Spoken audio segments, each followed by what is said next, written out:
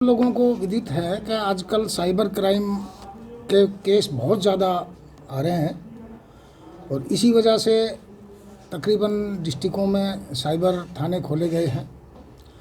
तो उसी श्रृंखला को आगे बढ़ाते हुए एडीजीपी क्राइम साहब ने एक स्पेशल अभियान चलाया है साइबर जागरण के नाम से।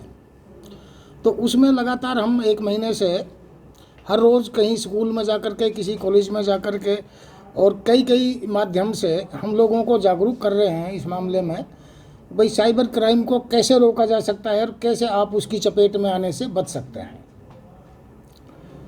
तो अभी लेटेस्ट जो एक नया साइबर का जो फड्डा आया है कि वो क्या है कि आपकी ईमेल आईडी को हैक कर लिया जाता है।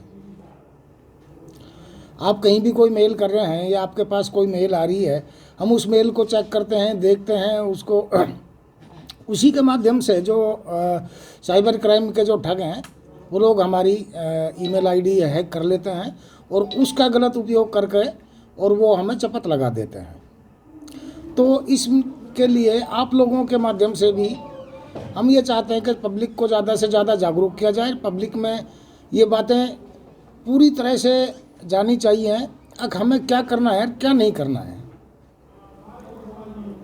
जैसे अब कुछ पॉइंट है मैं आप लोगों को बताऊंगा और उम्मीद करूंगा कि आप लोग उन चीज़ों को आगे पब्लिक में भेजेंगे तो उनसे लोग जागरूक हो पाएंगे। जैसे हम किसी आदमी को ईमेल कर रहे हैं तो उसको हम अपनी निजी जानकारी तभी दें जब हम उसको जानते हों। किसी अनजान आदमी के पास हम मेल करें तो अपनी उसमें जो हमारी निजी जानकारी है, जैसे आपका कोई पासवर्ड है, कोई OTP है, वो चीज़ हम शेयर ना करें। सबसे पहला पॉइंट तो इसमें यह है। दूसरी बात यह है, कम से कम जो URL में HTTP हम जो देखते हैं उसको हम सुरक्षित कनेक्शन जो है उसी को हम इंगित करें। किसी भी कनेक्शन को हम टिक करके ऐसा नहीं चलो इसे देख लेते हैं। कोई भी मेल आपके पास आ रही है, अगर वो आपके काम की है तो उसी को आप खोलें और उसी को देखे करें, अदरवाइज उसको अवॉइड करें। जो साइबर हैकर हैं वो आपके पास तरह तरह की लुभावनी मेलें डालते रहेंगे।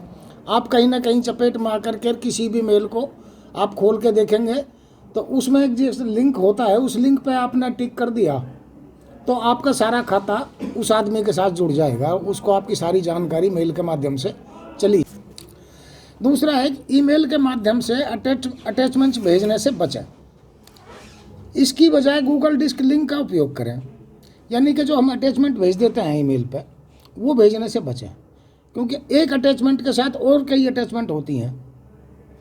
एक अटैचमेंट हमने भेज दी, उसके साथ दूसरी अटैचमेंट आएगी तो उसको जब क्लिक करेगा कोई भी आदमी या हम जब क्लिक करेंगे तो वही है कि वो सारा डाटा उसमें जाता रहेगा।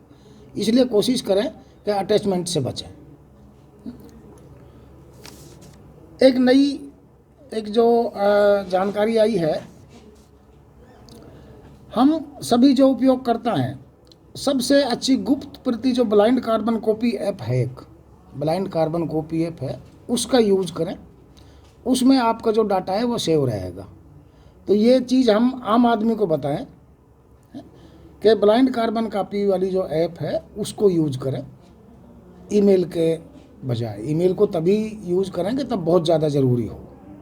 बायोमेट्रिक सिस्टम होता है वो लगा के तब सिम जनरेट होती है, तो वो सिम जनरेट कैसे हो जाती है? वो सिम जनरेट ऐसे होती है और उसमें कुछ कंपनियों का भी थोड़ा सा ढीला रवैया है। वो एक कंप्लेंट डालेंगे, चाहे मेल से डाल दी, आप बैठे हो मान लो मद्रास बैठे हो, सिम आपका रेवाड़ी से इशू हुआ है, अक्सर मैं तो वहाँ हूँ और मेरा सिम बंद हो गया है, प्लीज़ मेरे को दूसरा सिम प्रोवाइड करा दें, तो वो आपकी रिक्वेस्ट पे ही आपको करा देंगे।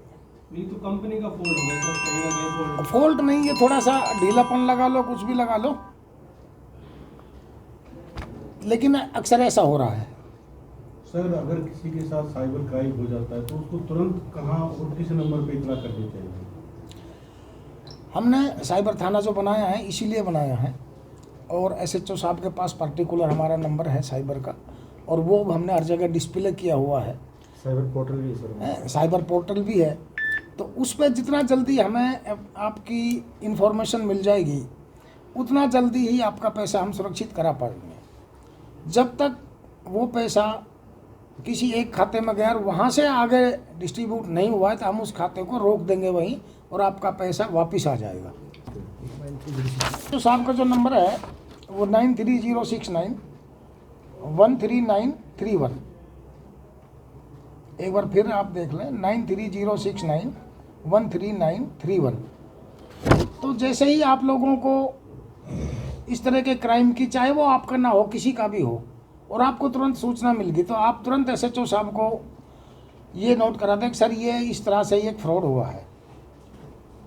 तो हमारे पास सिस्टम है, हम उस सिस्टम में चेक करेंगे कि भाई ये पैसा कहाँ से किस माध्यम से कहाँ पहुँचा है और वहाँ से आगे निकला है या नहीं निकला है।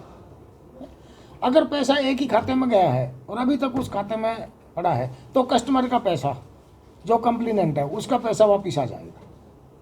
अदरवाइज फिर उसमें अगर टाइम लग गया तो फिर बहुत लंबी चैन बन जाती है और उसमें बहुत दिक्कत होती है।